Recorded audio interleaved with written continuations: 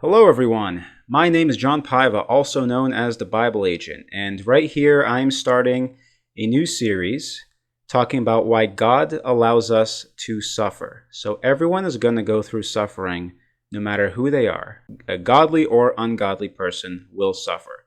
Many righteous people in the Bible have gone through tremendous amounts of suffering that we read. So the purpose of this series is to analyze individual stories of people in the Bible and talk about how they suffered and how God was faithful to them in the end. And we're also going to talk about the lessons that we can learn from their story. So for this video, we are starting with the story of Joseph in Genesis. The story of Joseph takes place from Genesis 37 to Genesis 50. Now, Joseph had 10 older brothers than him, and all of them were jealous of him because he was the favorite son of their father, Jacob. He even got a very nice, beautiful, colorful robe from his father. And there was one day when he gave a bad report about his brothers to his father, and they got even more mad at him about that.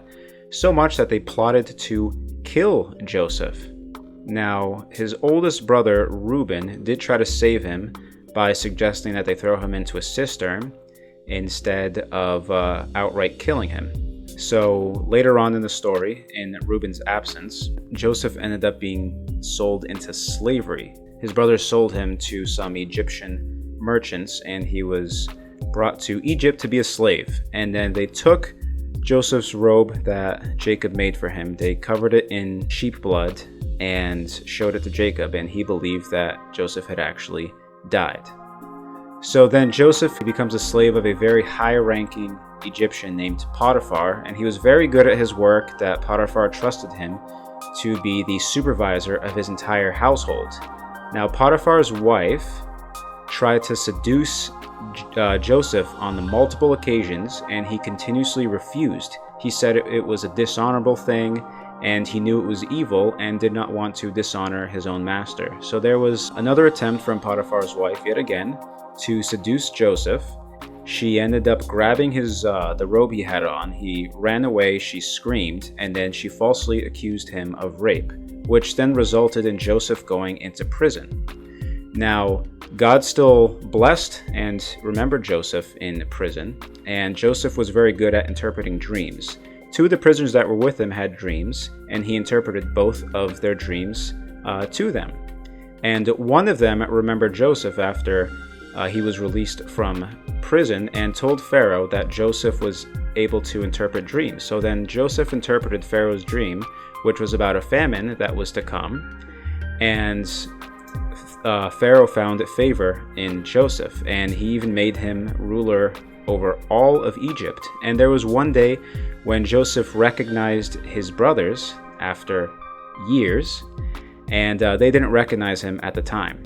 So later on, he calls a banquet with his brothers. He was kind of mad at them at first, but then later revealed to them that he was Joseph. Instead of taking revenge on them at this moment, he said that what they did to him was actually a very good thing. In Genesis 50, verse 20, Joseph told his brothers, "You meant evil against me, but God meant it for good."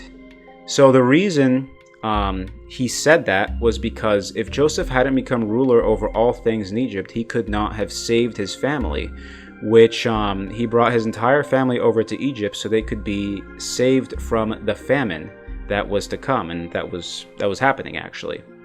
So if that never happened to Joseph, he was never sold into Egypt, his family may have and could have, probably would have died from the famine. And before that, God promised that Jacob's family would become a great nation.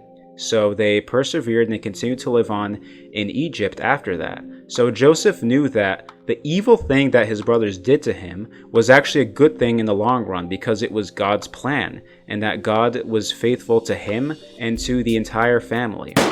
So what lesson can we learn from the story of Joseph? Even if someone does something horrible to you or you're going through some sort of horrible suffering, it's not in vain. God doesn't just make you suffer for no reason. There's a reason for everything that happens. It's not just in vain. God can use your suffering for something good, so always remember that. And that's exactly what he did in the story of Joseph.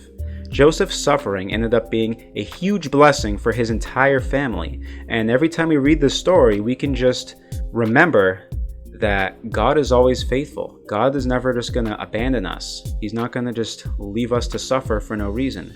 God is faithful, and everything he does is for our own good. Sometimes suffering can be a good thing. Misfortunes can be a good thing in our lives because we can learn important lessons, and God can prevent us from possibly an even worse fate later on. So in the moment, if any of you are watching who are suffering, if you're suffering at this moment, it may feel horrible right now, but just remember that God remembers you. Even if God feels far away from you, God is still with you always. So take refuge in him and trust in him that everything will go well in the end. So spend time with God, read your Bible, pray, go to church, do godly things, serve in your church, help other people. Do godly things in the meantime as God is working within you. If you're going through something horrible within, work or with your family, it's not all in vain. Everyone is going to suffer. In fact, in the book of James, chapter 1, verse 12, it says, "Blessed is the one who perseveres under trial, because having stood the test, that person will receive the crown of life that the Lord has promised to those who love him." So this verse is saying for you to persevere. In times of suffering, persevere, trust God, for he is always with you, and we have the crown of life that God promised us at the end of the road. May God bless you.